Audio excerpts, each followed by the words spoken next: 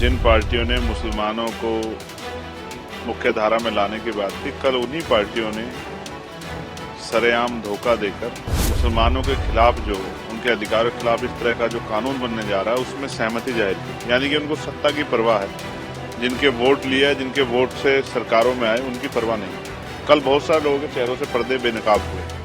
देखिए, बेसिक ये है कि जिन पार्टियों ने मुस्लिम रिजर्वेशन की बात की, जिन पार्टियों ने मुसलमानों को मुख्य धारा में लाने की बात की, कल उन्हीं पार्टियों ने सरेआम धोखा देकर मुसलमानों के खिलाफ जो उनके अधिकारों के खिलाफ इस तरह का जो कानून बनने जा रहा है उसमें सहमति जाहिर की। यानी कि उनको सत्ता की परवाह है, जिनके वोट लिए, जिनके वोट से सरकारों में आए, उनकी परवाह नहीं।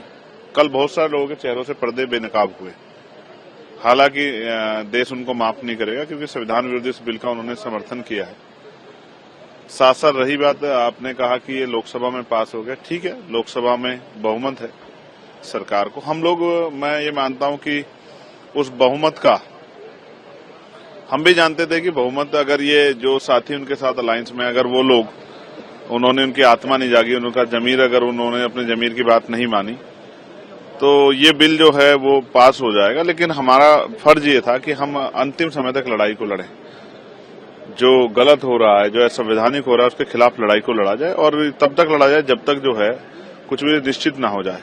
अब हम लोग कोर्ट में भी जाएंगे और सड़कों पे भी जो है, अगर पार्लियामेंट से कोई कानून बन गया है ऐसा, या बनने जा रहा है जिसमें वो मानते हैं कि सही नहीं है, हम उसको दिल से स्वीकार नहीं करेंगे और सड़क पे अपने आंदोलन के जरिए उसका विरोध दर्ज कराएंगे। सरकार को वापस जो है उसकी गलती का एहसास कराने का काम करेंगे।